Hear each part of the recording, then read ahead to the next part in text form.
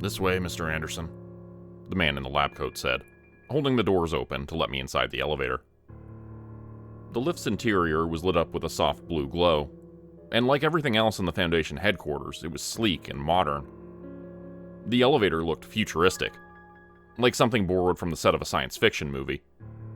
And I saw two thin metallic seats emerge from panels on the walls for us to rest on. But I didn't sit down. It was my first day, after all. I wanted to make a good impression. The elevator doors closed and the box began to descend rapidly, much faster than expected. Gum? Dr. Horvitz asked, holding out a stick of Trident. You'll want some gum. No thanks. He looked at me for a moment longer with the stick of gum held out for me to take, but I didn't. Suit yourself, he said, popping it into his own mouth instead, then beginning to chew. The box began to descend faster and faster, going down so quickly that my ears popped. Then they started to hurt. Dr. Horvitz was looking at me and shaking his head. The pain was enormous and felt like my eardrums were going to explode. I felt my knees in agony, screaming and clutching the sides of my skull. Told you to take some gum. Okay, give it, I yelled, and he passed me a piece of sugar-free gum, which I began to chew like my life depended on it. Ding! The doors opened and my new boss stepped out, holding out his hand to show me the way forward.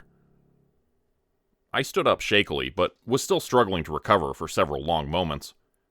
Eventually, I managed to right myself and leave the elevator, following him through a vestibule which led to a pair of doors.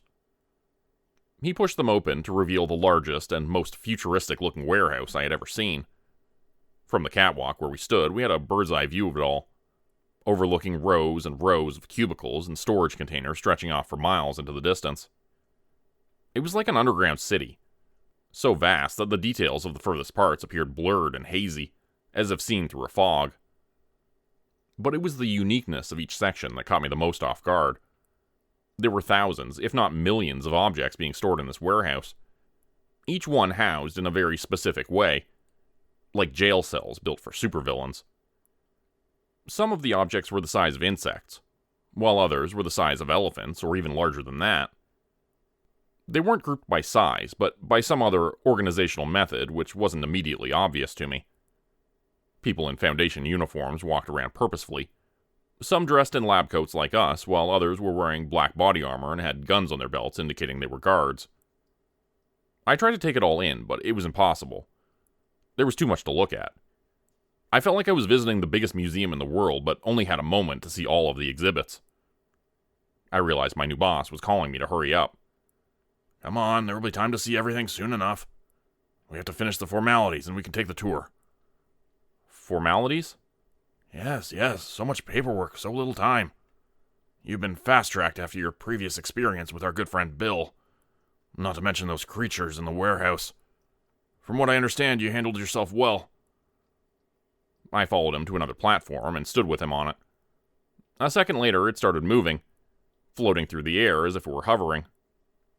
It took me a few seconds to realize that we were, in fact, flying.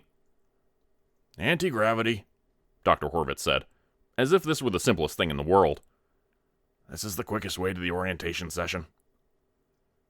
The floating platform was making a whirring sound from below us, and there was a bright glow coming from the bottom of the vehicle as well.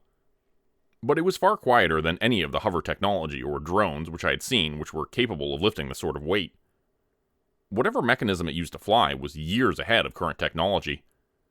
I imagined it cost a fortune. This whole underground laboratory felt like it existed decades in the future. Meanwhile, up above, people were carrying on as normal in the 21st century. I had read online about the advanced tech possessed by the Foundation, but had no idea it was so far beyond our current capabilities. Urgent voices began to call out from below, and I heard a shrill scream. Dr. Horvitz didn't look worried, but he did take a second to speak into the communication device clipped to his lapel. A garbled voice spoke back, sounding nervous, but I couldn't make out the words. You'll have to bear with me for a moment. We need to make a brief stop, my boss said, fiddling with the control panel. I looked down to see a crowd was forming around one of the secure sections of the compound. There was smoke coming out from around the cracks of the door, and an alarm was emitting a shrill sound which grew louder as we got closer. Oh, fuck, not again, Dr. Horvitz muttered, sounding annoyed. It was the first time I'd heard the man swear. He'd been a picture of professionalism up until that point. Suddenly, I felt more nervous than ever. We settled down at a point just outside the room where the alarm was the loudest. The klaxon wailed urgently, piercing my ears, until my new boss hit a button on the control panel, causing it to decrease in volume slightly. The black smoke was heavy in the air here, and I started coughing and gagging on it. A second later, Dr. Horvitz was handing me a mask, which I put over my face. The air was breathable again, with a faint hint of new car smell. "This is item number 9877, he said, his voice slightly muffled by the mask on his own face. "It is one of our most valuable assets. It shows stock market fluctuations a full 24 hours in advance. This thing would be worth a fortune on the black market. And it would also totally crash the economy and funnel everyone's hard-earned money into the pockets of whichever bastard oligarch was rich enough to afford its price tag." "What's wrong with it?" I asked, waving the smoke away from my face as we stepped inside the empty room. "It's missing." A giant hole had been bored into the floor from the room below, making it look like a giant electric drill had come up through the reinforced concrete. I thought this was the most secure facility on the planet. Who the hell could do something like this? "A chaos insurgency, kid," a man in a sharp-looking black suit said, entering the room from behind us. "It's always the fucking chaos insurgency." Chaos what now? Dr. Horvitz took a tablet from the man and hit a button on the screen. The 2D surface of the device suddenly changed and became three-dimensional. A hologram appeared, floating in the air in front of us. It showed a strange-looking device that reminded me a bit of a kaleidoscope, except with several panels and attachments. "We believe they're making a run for Marshall, Carter, and Dark, but it's definitely the Chaos Insurgency. Looks like they're trying to raise funds for an operation." "What's Marshall, Carter, and Dark?" I asked. "And what the hell is the Chaos Insurgency?" "There's no time. You'll find out in the orientation session, assuming you make it back. Hop on the hover lift, we're going after them." "Wait, what?" I tried to object, but the man in the black suit was talking over me. "You'll have an emergency task force at your disposal. We'll be calling you Task Force Rapture. Details and equipment, along with reinforcements, will be following close behind. Do not engage until reinforcements arrive. Do you understand, Horvitz? I don't want a repeat of last time." Yeah, anything else?" "Make sure the kid stays alive. We can't afford any more family payouts." "Wait, no, listen, this is a big mistake," I said. "It's my first day. I don't even have a weapon." "Even better," the man in the suit said with a smile. "You gotta get your feet wet sometime, Tiger. Go get 'em." Men in Black references came to mind again, and I tried to shoo them away, wondering if we'd see a talking pug soon or a pair of aliens nicknamed the Twins. "Get on," Dr. Horvitz said, waving me towards the hover platform. "We gotta go." With several pairs of eyes watching me, I felt as if I had no choice but to go along with him. After all, this was what I'd signed up for. A life of secrets and danger. And that's what you got when you joined the Foundation. I stepped up onto the floating platform, and it instantly began to move towards the room where the missing object had been located, squeezing tightly through the doorframe with just a fraction of an inch on either side. The floating platform was morphing all around me, I realized. It was like liquid metal changing its shape and creating a bubble around us. Within a few moments, the entire platform had converted into a sleek spaceship, complete with bucket seats and a display window. Dr. Horvitz was already strapped in, and patted the seat next to him, telling me to sit down. I took another second to marvel at the newly created compartment around me, and noted again how it reminded me of a spaceship from a science fiction movie. Then sat down next to him. As soon as I'd strapped on my safety belt, the ship plunged down into the hole which had been bored into the floor. My stomach dropped sickeningly as we began to turn sideways and barrel rolled through the zigzagging tunnel. It took us deeper and deeper into the depths of the earth, and I wondered how much longer we'd be riding on this nauseating roller coaster. Dr. Horvitz began fiddling with the touchscreen controls on the display in front of him, pointing at what I realized was a digital map with an advanced radar system. It showed our progress as a blue circle, as we traced a path toward the red blinking dot which indicated the missing item. We were gaining on them quickly. "They're not headed for the auction house," Horvitz said into the comm unit attached to his lapel. "Something's wrong. Alter a contingency plan. And where the hell are those reinforcements?" Our speed was increasing as we traveled faster and faster through the tunnel, the cracks and crevices in the earth turning into blurs as we plunged through the earth's crust and into the molten rock below that. It felt like we were racing through hell as the glowing red mantle all around us reflected our faces, casting us in crimson like demons. "Where the fuck are we going?" I asked, hating the high, terrified sound of my voice. "We're following the blinking dot, straight to hell if we have to," said Dr. Horvitz. "Because if we don't, society will collapse. We need to get that item back, remember? At all costs." Okay, just whatever you need me to do, I'll do it." "Good. They're going deeper, and that means that this is not a route back to their base or the auction house. They must be heading somewhere else. Maybe to make a deal with somebody." Another blinking dot appeared on the screen, this one colored green. It was following behind us at a much slower rate. "There's our backup, finally." The ship plunged through a hole in the lava, and we entered a huge cavernous space. Jagged shards of igneous rock were everywhere, their pointed ends stretching out in front of us, almost grazing the ship's hull as we passed through their midst.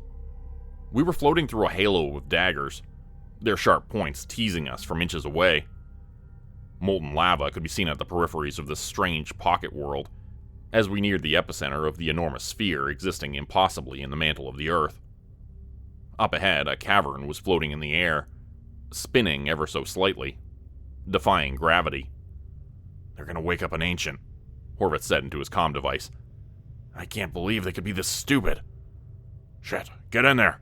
There's no time for backup. You need to stop them now, before they can reach it." Dr. Horvitz punched a few buttons on the control panel as we settled on the rocks just outside the cave. The entrance was too narrow for the vehicle, and I saw another similar craft had been abandoned nearby. I guessed it belonged to the members of the Chaos Insurgency who had stolen the item from the warehouse. "This isn't the first time they managed to take a piece of technology from us," my new boss explained. "Several months ago, they managed to take one of our nanometal ships, same type of vehicle we're using right now. This technology can be programmed to do nearly anything, and those bastards have theirs rigged up to rain hell on us, ever since they managed to hijack it. We need to make sure they don't take that vehicle with them. But first and foremost, we need to stop them from waking the Ancient." "What is it?" I asked. "And how are we going to get to it? It must be 1,000,000 degrees Fahrenheit out there."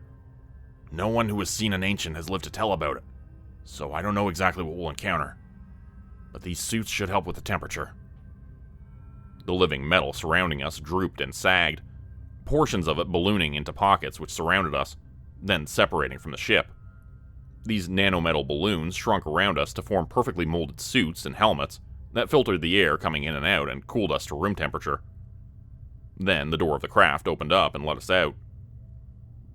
I was terrified of stepping outside at first, but then followed with some hesitation as Dr. Horvitz led me towards the mouth of the cave, handing me a weapon. "The safety's off. It won't kill the Ancient, it won't even hurt it, but it will damage the Guardians. And a few well-placed shots will kill members of the Chaos Insurgency if you manage to hit them. Don't hesitate to fire on sight, they would do the same to you. This place does not permit visitors, and the closer we get to the Ancient, the more the cave will try to stop us from proceeding. If we're lucky, we won't even need to stop these guys. This place will do it for us." "So how long do we have until reinforcements arrive?" "Not long enough. This is going to be up to us, kid." We stepped inside the dark cavern, and the blackness swallowed us up immediately. Lights came on automatically, situated on top of our visors and on our weapons. Still, it was difficult to see. The darkness was oppressive. "Up ahead, you see them?"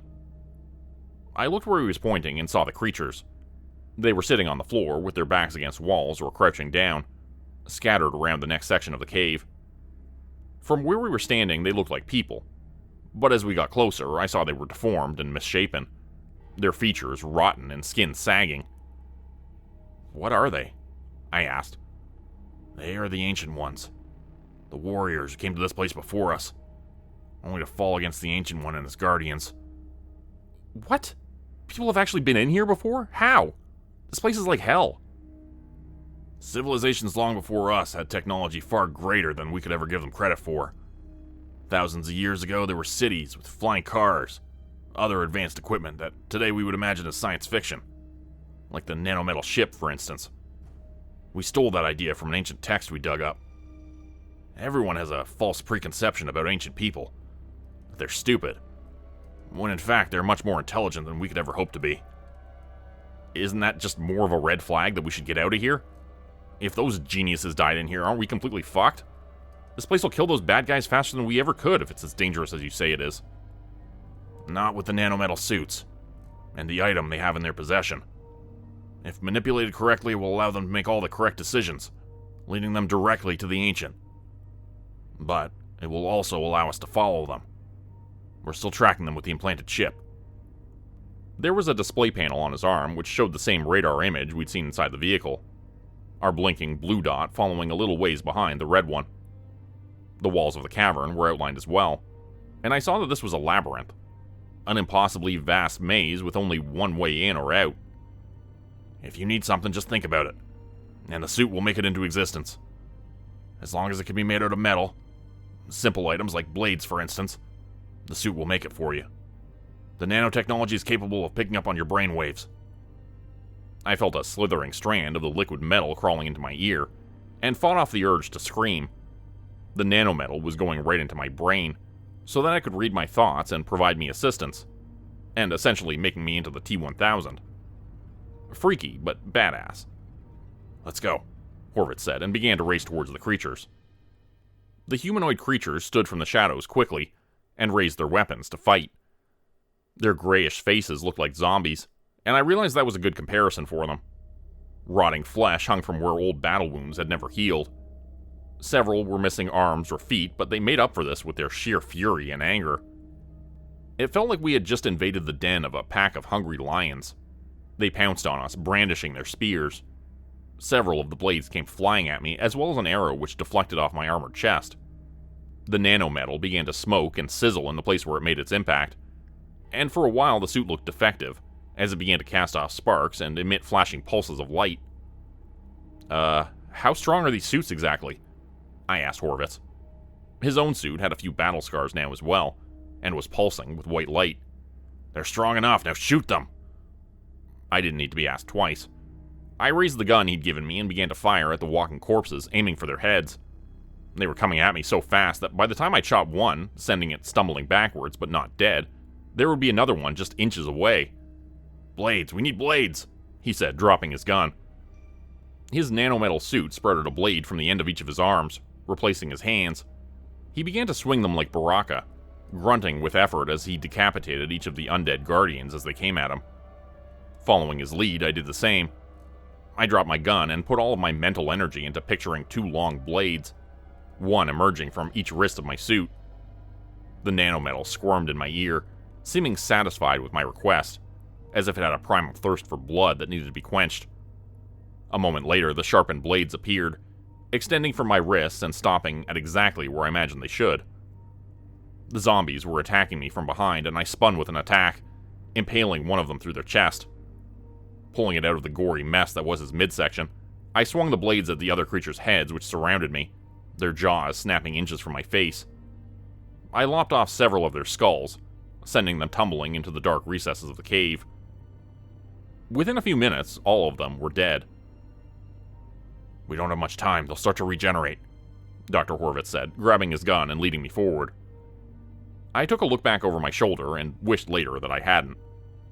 All of the dismembered body parts from the things we had killed were sprouting tiny legs like insects. They began to march the arms, legs, hands, and heads back together, reassembling the army of corpses. Oh fuck, we need to run, I said, breaking into a jog. My new boss grabbed my arm, pulling me back to his side. No, that's exactly what this place wants you to do.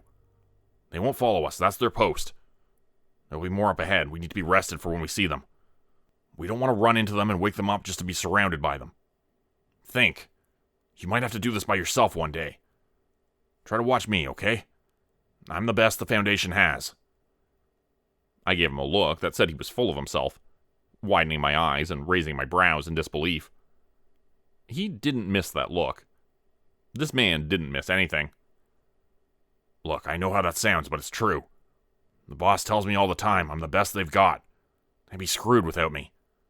Some days I feel like I'm the only thing keeping this place together. Hence why we brought you on board. I can't do this forever. For some reason, this made me more nervous than anything yet. The fact that one man could be holding the world together and stopping society from crumbling on a daily basis, it was terrifying to consider. Status update. We've passed the first Guardians, moving on to Section 2. There was no response. Damn it, we must be too deep. Our tech is good, but the Ancient is powerful. It must be blocking our signal somehow. I followed after him, alarm bells ringing in my mind for some reason I couldn't figure out. Something about the situation was off. It felt like we were being led into a trap. Although I mentioned this to Dr. Horvitz, he didn't take it seriously. Trap or not, we gotta get that device back. And we can't let them use whatever is inside of it as a bargaining chip with the Ancient. Who knows what they might ask for? And what wishes it might grant. What do you mean? What's inside of the device? Something so powerful it can manipulate the flow of time. That is an exceptional power, and I have no doubt that the device itself is only a disguise for what is truly hiding inside it. An ancient technology or a magical crystal not from this world. It's impossible to say without looking at it and analyzing it. And so far, we haven't even been able to get the damn thing open. But an ancient would be able to crack it open like a peanut shell. There's no telling what would happen. The next group of Guardians could be seen up ahead, I realized. They looked like monsters made of rocks. Giants, at least 15 feet tall or more. There were curved horns atop their heads, and their faces were hideous and gargoyle-like. They didn't bother to hide in the shadows like the previous group. Instead, they stood out in the open, waiting for us to approach. Humans, one of them said, crossing its arms across its broad chest. You should run now while you still can. The Ancient One sleeps, and you would be foolish to disturb his slumber. The last time he was awoken, so many died. Your history books burned with the rest of the world, erasing your memories. Everything and everyone burned. Do you wish to die in flame and ash as well, little ones? I looked over at Dr. Horvitz and was surprised to see that he looked nervous. Despite how much experience he had, this place was terrifying to both of us. That made me feel even more scared. But a second later, he put his hand on my shoulder and began to speak confidently. We've only got one shot at this, he said. Every task force member carries one of these. Just in case. What is it? I asked, looking at the round object in his hand. I don't want to scare you. Just pull the pin when I tell you and throw it. Try to land it in the middle of all of them. I'll do my best to make them group together. A second later, he was running toward the crowd of stone giants. He fired his weapon at them ineffectually, and I saw the powerful blasts were no match for these monsters. A few chunks of rock broke off from the shoulder of one of them, and it let out an annoyed grunt, but that was the most damage he could do with it. Still, the desired effect was accomplished. There were about a dozen of the creatures, and they were spread out throughout the next wide section of the cavern. But as Dr. Horvitz fired his weapon, they all began to race toward him, their powerful strides causing the ground beneath us to shake violently, small stones raining down from the ceiling above. He retreated as soon as they started toward him, running back at me as fast as he could. The creatures were slow at first, but they picked up speed as they gained momentum. One reached down for him and nearly grabbed him, but he put on a burst of quickness at the last second and evaded it. Now, Horvitz screamed. Throw it! My hands were trembling as I fumbled for the pin. For several long seconds, I couldn't get a grip on it and worried it was stuck. But then it came free with an effort, and I quickly launched it through the air like an outfielder trying to throw at a runner at home plate. The metallic sphere bounced with a loud noise, clanging off the rocky floor of the cavern.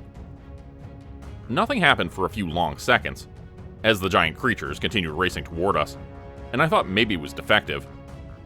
But then, just as I was about to resign myself to our fate of death, there was a very loud boom. A shockwave bloomed outwards from the epicenter, where the odd-looking grenade had landed. I covered my ears and felt the suit do the same, blocking out the sound wave so I didn't go completely deaf from the blast. The explosion was a small white dot at first, the size of the head of a pin, but then it began to spin and grow, absorbing everything around it. All of the creatures running toward us stopped mid-stride and began to slide backwards across the stone floor of the cavern. As more matter was absorbed into the speck of light, it ballooned into a glowing orb the size of a basketball, and then a car. It stopped once it was about that size, and the glowing center of the orb turned dark. "Singularity grenade," Dr. Horvitz explained, yelling to be heard over the noise.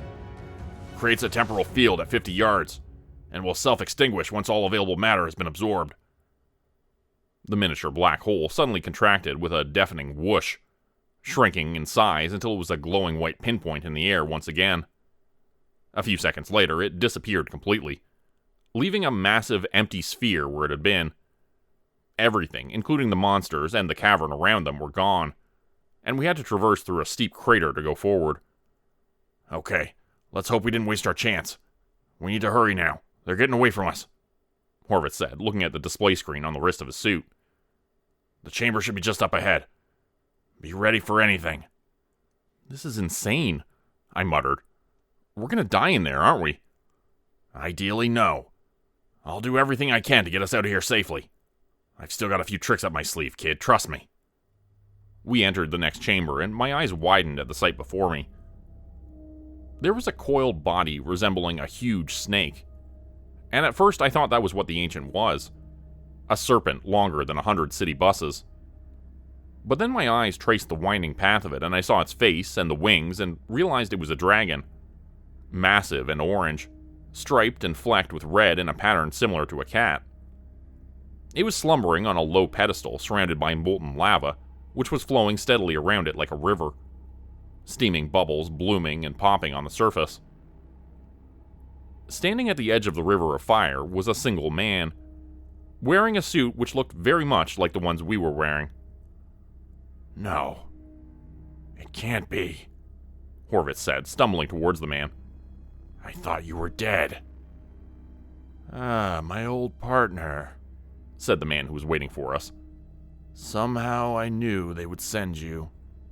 The very best the Foundation has to offer. Who else would they trust to save the planet? Yet again. It was you all along.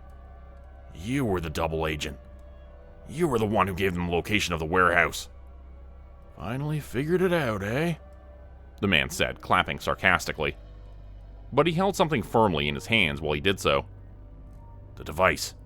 Give it to me," Horvitz said, pointing his weapon at the man. "I'm only going to tell you once." They locked eyes for a split second longer, and then the man flung the device over his shoulder, into the steaming pool of lava. Horvitz screamed and ran forward, looking ready to dive into the molten lava to retrieve it. I stopped him, grabbing his arm and yelling at him to stop. Somehow I knew that if he dove in there, it would kill him. I must have been right about that, since he didn't put up much of a fight, instead raising his gun to fire at the other man instead. 3 bolts of energy hit the man square in the chest, and he smiled as a gaping, basketball-sized hole was seared through him, showing the molten lava glowing on the other side. Blood poured from his mouth as his grin grew wider, before he fell to his knees and collapsed on his face, dead. The lava began to bubble and churn where the item had been thrown into it, and suddenly the enormous dragon's eyes popped open, as it awoke from its long rest. Creatures began to emerge from the lava, stepping out from the molten flow and carrying spears and swords made of igneous rock, still dripping liquid fire and hardening in their hands. All around us the cavern was shaking, and rocks were falling from the ceiling, impacting with huge crashes nearby. The dragon was uncoiling itself slowly, like a massive knot being untied by invisible hands. Its wings began to flap as it took flight, moving impossibly through the air and up towards the high ceiling above us. It broke through the rock, and boulders tumbled all around us, landing on the creatures staggering toward us and crushing them. We tried to avoid them as best as we could, and I heard Horvitz yelling something into his comm device. I'm not sure what it was, but he sounded desperate as hell. The nanometal ship suddenly came through the hole in the ceiling and swooped down to scoop us up, just as a massive chunk of rock landed where we had been a second prior. The nanometal sealed up around us in a protective bubble, and our suits were reabsorbed back into it, reinforcing the outer shell which now kept us safe. We shot out of the hole in the ceiling of the cavern, just as the entire structure collapsed, taking the floating island with it. The other nanometal ship fell downwards into the molten abyss. What about the other ship? I asked. I thought we needed to get it back. Horvitz just shook his head. It doesn't matter now. None of it matters anymore. He showed me the radar display and pointed to several new dots which were blinking and glowing on its surface. Chaos Insurgency is invading the warehouse as we speak. They knew I would try to stop the Ancient, that I would chase after the item. They planned all of it perfectly. They were 2 steps ahead of us right from the beginning. I couldn't believe what I was hearing. So, all of this? It was a diversion? Something like that. The tunnel they dug to steal the item, they used it to bring in more reinforcements. They must have reverse-engineered the nanometal, just like we did. They built a fleet. What about the Ancient? The Guardian said it would destroy everything. Don't they care? He shook his head. The Chaos Insurgency doesn't care about anything. I don't think they have the slightest clue what they just unleashed. To them, this was just a good way to distract the Foundation's best task force leader. At that exact moment, another ship emerged, entering the pocket beneath the Earth's crust where we were currently hovering. The snake-like body of the giant dragon was wriggling through the air high above us, looking ready to attack us and make a morning meal out of us at any second. I'm at a loss. We either stay and try to battle this unstoppable Ancient, or we go back to the warehouse and try to defend it. What do you think we should do, kid? You're asking me? It's my first day on the job. This is way too much pressure. The world was going to end, and now the only person capable of stopping it was asking me for advice? I started hyperventilating, feeling as if I were having a panic attack. So, you can't decide? I shook my head, struggling to breathe, the world fading to black around the edges. Too bad. You were so close, kid. So close. That's a real shame. His tone of voice had changed completely, and now he sounded businesslike, and moderately annoyed. Okay, simulation complete. Suddenly, the lava world around us disappeared. The dragon, the pocket world, and the mantle of the earth, all of it was gone, and we were standing in the elevator again. The same one we had been using to descend into the warehouse at the beginning of all this. Except I realized we were still going downwards, as if the place we were headed to was far, far deeper below ground than expected. What I had mistaken at first for seats were actually holographic projectors which had been creating the illusion of the terrifying experience we'd just been through, making it feel very, very real. You really blew it, kid, Horvitz said, shaking his head. All you had to do was tell the rest of the task force to stay behind. Fight the Ancient using singularity grenades while the 2 of us went back to stop the invasion of the warehouse. I spelled it all out for you. I gave it to you on a silver platter. You were so close. Ding. The elevator doors finally opened for real, and Dr. Horvitz stepped off. Behind him, I could see the warehouse, exactly as it had appeared in the simulation. It was so advanced that the technology could replicate sights, sounds, and smells, not to mention the pain of being hit by a projectile. I tried to step off the elevator to follow my new boss, but he put his hand up, stopping me. That was the last part of the interview. Step 5. Real-world simulated situation. And you failed. The Foundation will not be requiring your services at this time. Best of luck in your future endeavors. With that, the elevator doors closed, and the box began to ascend, bringing me back up to the regular world. The regular, boring world. I couldn't believe it. I was going to have to go back to working at McDonald's. Maybe one day they'll let me reapply. More than anything, I want to work for the Foundation. To secure. To contain. To protect. Hope you all enjoyed today's story. Today's story was written by me. A variation of this appeared on the Dr. Nosleep podcast and YouTube channel. He also has an SCP channel, which I'll link in the description below.